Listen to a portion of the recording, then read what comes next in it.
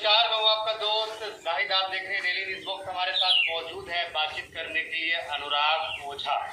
इनसे जुड़ेंगे, जानने की कोशिश करेंगे। जिस तरीके से आपने देखा होगा कि उत्तर प्रदेश की जो पुलिस है और वहाँ की जो गवर्नमेंट है, उनका एक हुक्म आता है कि जो रेडी पड़ने वाले लोग हैं वो अपने नाम को दर्शाएं। उसके बाद पूरे देश के अंदर बवाल मचता है। आपको बता दें कि हाल ही में आज जो है कांवरियों ने हापुड़ में एक मदरसे के ऊपर जो है क्या नाम है हमला करता है। वहाँ पे मदरसे गेट को तोड़ने की कोशिश करता है, वहाँ पे नारे लगाए जाते हैं। वो भी तस्वीर काफी ज्यादा वायरल है। इन्हीं मुद्दों पे चर्चा करेंगे अनुराग ओझा।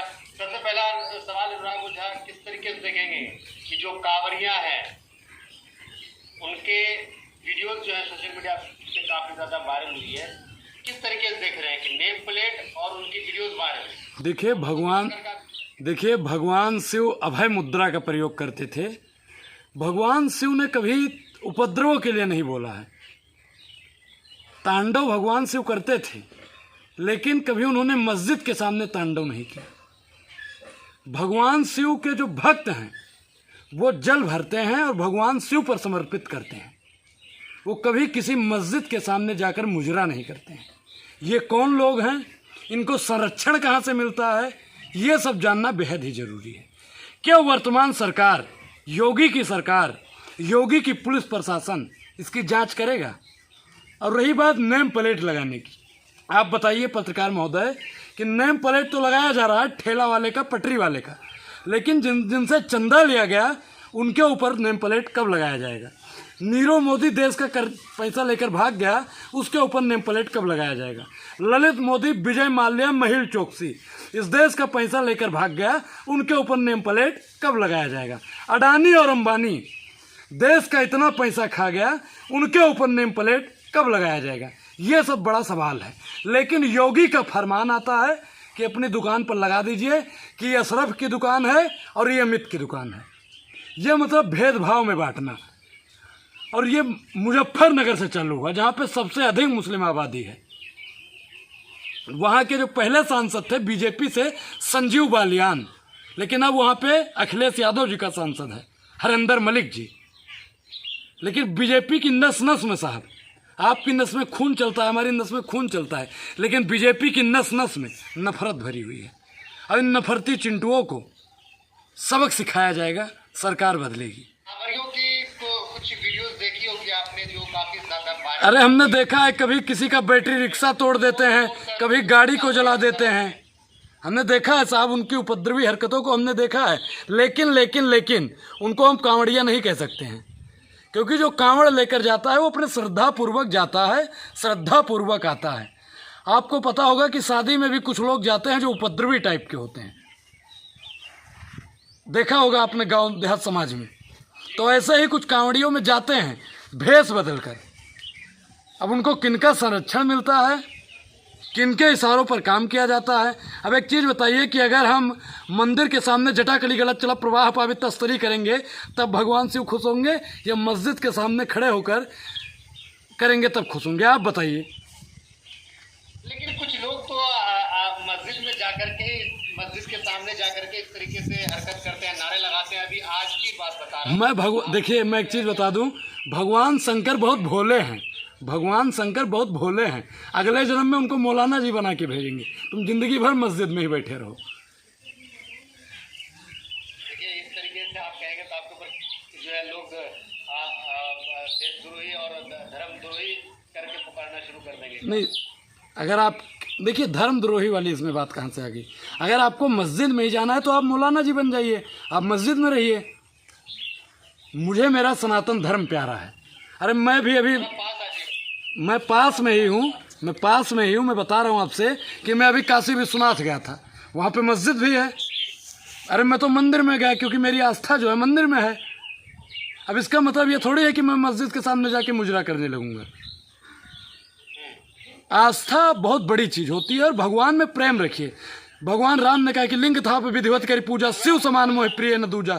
लेकिन राम के भक्त, हनुमान के भक्त, शंकर के भक्त मस्जिद के सामने जा रहे हैं, जो काफ़ी आपत्तिजनक है। वर्तमान सरकार को इसकी कड़ी निंदा करनी चाहिए और कार्रवाई भी करनी चाहिए। अनुराग ओझा, किस तरीके से आप मुसलमानों बीच रहे हैं, इस्लाम को आप कितना जानते हैं? इस्लाम को मैं बहुत, इस्लाम का मतलब आप जानते हैं पत्रकार महोदय, इस्लाम का शुरुआत ही होता है सलामत रहो। और हमारे भी बहुत अच्छे अच्छे मित्र हैं कि सलाम वालेकुम, मतलब सलामत से ही बात शुरू होती है। और आप बताइए कि उन्हीं के आगे जाके असलामत की बात करते हैं, उपद्रवी टाइप की बात करते हैं। अभी आपने जल्दी में देखा होगा महाराष्ट्र में मस्जिद के ऊपर फहरा रहे थे भगवा झंडा। तो इन लोगों की मानसिकता जो है वो कुंठित हो चुकी है, कुंठित मानसिकता वालों की। जी, इस्लाम के जो आखिरी पैगंबर है मोहम्मद साहब जी, उनकी जिंदगी के बारे में आप कितना जानते हैं? देखिए कैसे थे वो? देखिए जितने भी पैगंबर आए, मैं इतना काबिल नहीं हूँ कि उनके बारे में व्याख्या कर सकूं, और मुझे लगता है आप भी इतना काबिल नहीं हो गए हैं कि उनके बारे में पूरी व्याख्या कर पाएंगे। अब हमसे कोई कह दे कि भगवान राम के बारे में व्याख्या करो तो हम नहीं कर पाएंगे, क्योंकि इतनी क्षमता हमारे अंदर नहीं है। कोई कह दे भगवान शिव के बारे में आप व्याख्या कीजिए तो हम लोगों के अंदर इतनी पावर नहीं, इतनी कैपेसिटी नहीं है कि हम उनकी व्याख्या कर पाएंगे। जितने भी पैगंबर आए, जितने भी ईश्वर आए, वो सब शांति का पैगाम लेकर आए। जब पूरे देश में अंधेरा छा तो सब पैगंबर साहब आए उजाला का, मतलब शांति का पैगाम देने। आपको पता होगा एक पैगंबर साहब थे जिनके ऊपर एक लेडीज दिन ब दिन कूड़ा फेंकने का काम करती थी। मोहम्मद सल्लल्लाहु अलैहि वसल्लम जब उस के जो आखिरी नबी हम लोग, जब उनकी तबीयत खराब हो गई, एक दिन पैगंबर साहब गुजर रहे थे, पत्रकार महोदय, जब पैगंबर साहब गुजर रहे थे तो उनके ऊपर कूड़ा कचरा नहीं फेंका गया। तो पैगंबर साहब ने पूछा कि आज महाराज उस औरत को क्या हो गया जो हमारे ऊपर डेली कूड़ा कचरा फेंकने का काम करती थी। पैगंबर साहब उसके घर पर मिलने के लिए चले गए। ऐसे ही हमारे राम थे, ऐसे ही हमारे राम थे, सबरी से मिलने चले गए।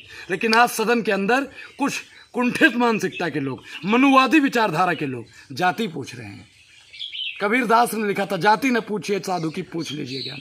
अरे राहुल गांधी से ज्ञान की बातें कीजिए ना, आप जाति पाति पूछ रहे हैं। और किसी ने लिखा था कि जाति पाति पूछा ही नहीं कोई, हरि का भजे जय हरि का हुई। अब उन्हीं का कौन बताए कि जिनके पिता का नाम प्रेम कुमार धूमल है, वो अपना नाम अनुराग ठाकुर लिखता है। अपनी जाति का पता नहीं और चले हैं दूसरे का जाति पूछने। ये है अनुराग ओझा कि अभी हापुड़ के वीडियो देखिए आपने, जहाँ पे मदरसे के पास जाकर के आरोप लगा रहा है कि कुछ कांवरिये ने जो है नारे लगाए, वो मदरसा का जो गेट है उसको तोड़ने की कोशिश की है। उसको किस तरीके से आप देखते हैं? देखिए मैं उस एक सनातन किस तरीके से कर सकता है? देखिए हमारा सनातन कभी नहीं सिखाता है कि उपद्रव करो। हमारा सनातन प्रेम, मोहब्बत और एकता सिखाता है। हमारा सनातन हमें सत्य के रास्ते पर चलना सिखाता है। हमारा सनातन हमें सिखाता है कि अगर कहीं अन्याय हो रहा है तो वहाँ पे खड़े हो जाइए। हमारा सनातन सिखाता है कि कहीं किसी के साथ में जुल्म हो रहा है, किसी पे अत्याचार किया जा रहा है, कोई भूखा है तो उसको रोटी खिलाओ। हमारा सनातन कभी ये नहीं कहता है कि मस्जिद के सामने जाकर मुजरा करो। जरूर किसी प्रयोगशाला में पढ़ने वाले छात्र होंगे, किसी प्रयोगशाला में, आप समझ रहे हैं किस प्रयोगशाला की हम बात कर रहे हैं। उस प्रयोगशाला में इन लोगों को ही सिखाया जाता है कि आप जाइए, बाकी हमारा संरक्षण है। योगी सरकार से मेरी दरखास्त है, योगी सरकार से मेरी दरखास्त है कि ऐसे लोगों पर सख्त से सख्त कार्रवाई की जाए ताकि ये उपद्रवी लोग और आगे कोई ऐसा काम ना कर सके। बताइए अनुराग ओझा कि जय श्री राम नारे लगा करके जो है लोगों की लिंचिंग कर देना, मुसलमानों को परेशान करना, मस्जिद के ऊपर जो है भगवा झंडे लहरा देना, मस्जिद के अंदर घुस करके तोड़ फोड़ कर देना। वही हापुड़ में आज देखा हुआ कि जो है कांवरियों की शक्ल में जो है कुछ जो सामाजिक गुंडे हैं उन्होंने एक मदरसा के ऊपर जो चढ़ाई करने की कोशिश की है। तो ये चीज़ें क्या लग रहा है कि आने वाले वक्त में हमारे देश को जो है बहुत बड़ा नुकसान दे करके जाएगा, तो कुछ बदलाव होगा? बिल्कुल, ये कहीं ना कहीं देश को तोड़ने का काम किया जा रहा है। न तेरा है न मेरा है, ये हिंदुस्तान सबका है। नहीं समझी गई बातें तो फिर नुकसान सबका है। जो इसमें मिल गई नदियाँ उसे भुलाया नहीं जाता, महासागर बनाने में मगर एहसान सबका है। आप बताइए कि देश की आज़ादी के लिए क्या मुसलमानों ने लड़ाई नहीं लड़ी? 50,000 से ज़्यादा उलेमाओं ने शहादत दी। लेकिन आज कुछ टुच्ची मानसिकता के लोग देखते हैं कि मस्जिद है यहाँ पे, तो यहाँ पे जय श्री राम का नारा लगा दो, पत्थर फेंक दो, कुछ नहीं होगा जी। लेकिन मुझे यकीन है अपने संविधान पर, अपने कोर्ट पर, अपने न्यायालय पर कि ऐसे उपद्रवी लोगों को, ऐसे दंगाई लोगों पर सख्त से सख्त कार्रवाई करेगी। और योगी सरकार के अंदर भी अगर अभी भी जमीर जिंदा होगा तो उन लोगों के ऊपर सख्त से सख्त कार्रवाई होगी। परेशान मत होइए पत्रकार महोदय। हमारा सनातन कहता है सत्य परेशान हो सकता है, पराजित नहीं। अगर उन्होंने उपद्रव किया है तो उन पर कार्रवाई भी होगी। बाकी हमारे राम भी सजा देने में बहुत सक्षम है। एक ही बाण प्राण हरि लीना, दीन जान प्रभु निज पद दीना। ये बताइए कि मुसलमान के ऊपर आरोप ये लग रहा था कि जब ये फरमान आया था मेम परेड उसके बाद ये कहा जा रहा था कि मुसलमान है, अरे भैया ये तो थूक करके खिलाते हैं, ये जो है क्या नाम अनहाइजीन होते हैं। तो कभी कोई मुस्लिम आपको ऐसा दिखा है कि जो नहीं हमारे संपर्क, मैं पत्रकार महोदय आपने देखा होगा मैं रमजान में भी जाता हूँ, मेरे साथ तो कभी ऐसा नहीं हुआ। लेकिन कुछ लोग हर जगह उपद्रवी पाए जाते हैं, वो चाहे आपके समाज के हों या हमारे समाज के हों या अन्य समाज के हों। लेकिन एक आदमी के गलत होने से पूरा समाज को हम गलत कहते हैं, ये गलत है। कि कुछ लोगों की मानसिकता कुंठित है, जो फोटो वीडियो, कहने का मतलब है कि मतलब ये समाज में गंदगी जो है वो हर तरफ है और इस गंदगी को साफ करने की जरूरत है। बिल्कुल साफ किया जाना चाहिए। मैं अब एक चीज़ बताइए पत्रकार महोदय, आप अगर गलत हैं तो मैं आपके पूरे समाज को गलत नहीं कहूँगा। अनुराग ओझा अगर गलत है तो पूरे हिंदू समाज ब्राह्मण समाज को आप गलत नहीं कह सकते हैं। मैं एक व्यक्ति विशेष हूँ, पूरा समाज या पूरा ब्राह्मण नहीं हूँ। वैसे आप एक चीज हम जानने की कोशिश करेंगे, आपका कोई ऐसा मित्र है जो अपने आप को सनातनी कहता हो, कट्टर हिंदू हो?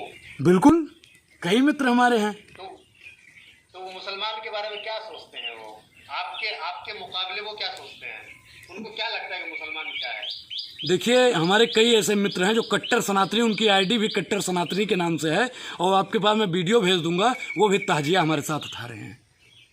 हमारे गांव के जो ब्राह्मण हिंदू हैं ना, जो हमारे मित्र हैं, उनके अंदर इतनी कुंठित मानसिकता नहीं हो गई है। उनकी मानसिकता कुंठित की गई है जो फलाने की प्रयोगशाला में शिक्षा लेते हैं और फलाने की पार्टी की सदस्यता लेते हैं और फलाने की पार्टी से पन्ना अध्यक्ष हैं और फलाने की पार्टी से ब्लॉक अध्यक्ष हैं। ये नफरत की जो बाजार है उसको गर्म किया जा रहा है। बिल्कुल, नफरत के बाजार में मोहब्बत की दुकान राहुल गांधी ने खोल दी है, तो एक एक नफरत की दुकान धीरे धीरे बंद हो रही है। मुसलमानों को जो है खास करके टारगेट किया जा रहा है, मुसलमानों को जलील किया जा रहा है। आपने देखा होगा कि हमास के जो टॉप लीडर है, तो उन्होंने कहा भी तो है कि बदला लिया जाएगा। क्या हो जाती है ईरान के अंदर, इसको किस तरीके से देख रहे हैं कि जो हमारे भारत में बैठे हुए लोग हैं जो कहते हैं कि इजराइल जिंदाबाद, मतलब इजराइल को मानो कि वो अपने रहनुमा मान चुके हैं। देखिए मैं आपको स्पष्ट कर दूं, ना मैं इजराइल जिंदाबाद बोलूँगा ना मैं फ़लस्तीन जिंदाबाद बोलूँगा। मानवता के नाते मैं फ़लस्तीन के साथ में खड़ा हूँ, क्योंकि वहाँ के मुसलमानों के साथ में गलत हो रहा है। वहाँ पे आए दिन छोटे छोटे बच्चों को मारा जा रहा है। बाकी जितने भी हमारे भारत के सनातनी हिंदू हैं, ब्राह्मण भाई हैं, वो सब लोग फ़लस्तीन के साथ में हैं, और जो इजराइल के साथ में हैं वही लोग हैं जो विक्टोरिया माता की जय का नारा लगाया करते थे, जो अंग्रेज़ों की दलाली किया करते थे और संग्रेजों की आज दलाली कर रहे हैं। सोशल मीडिया पे तस्वीर जो है, आखिरी सवाल लेकर के ख़त्म करना चाहेंगे कि हापुड़ में जो हुआ था, वहाँ पे हापुड़ में एक मदरसा है, सिकंदर गेट पर जो है एक उत्तर प्रदेश की पुलिस है जो कि कांवरियों के भेष में जो है उन्होंने बहुत उत्पात मचाया है। सोशल मीडिया पे ये तस्वीर वायरल है, मैं आपको अगर आप कहेंगे तो मैं आपको ये दिखा दूंगा। जी, ये आप देखिएगा, ये है जो कि ये उत्तर प्रदेश की पुलिस है, ये आपको दिख रहा होगा जी। और इनके फोटोज देख, नहीं, भगवान के घर देर है, भगवान के घर देर है, अंधेर नहीं है। ये देख लीजिए, इनका सब कुछ दिख रहा है कि ये कहाँ से इनको ट्रेनिंग दी गई है और कहाँ से इन्होंने वर्दी पहनी है। बाकी उत्तर प्रदेश के प्रशासन पर और शासन पर मुझे विश्वास है कि ऐसे उपद्रवी लोगों पर सख्त से सख्त कार्रवाई की जाएगी। फिर वीडियो को अब यहीं पे ख़त्म करते हैं। अगर आप कुछ कहना चाहेंगे तो एक दो लफ्ज़ मुसलमानों के लिए आप कह दीजिए कि मुसलमानों को क्या करना चाहिए ऐसे सिचुएशन में। देखिए, उनको घबराना नहीं चाहिए, अपने अल्लाह पर विश्वास रखना चाहिए, भगवान पर विश्वास रखना चाहिए, और कर्म करो पर ध्यान रहे पथ छूटे ना। कर्म करो पर ध्यान रहे पथ छूटे ना, और इतनी देवो हवा कि गुब्बारा फूटे ना।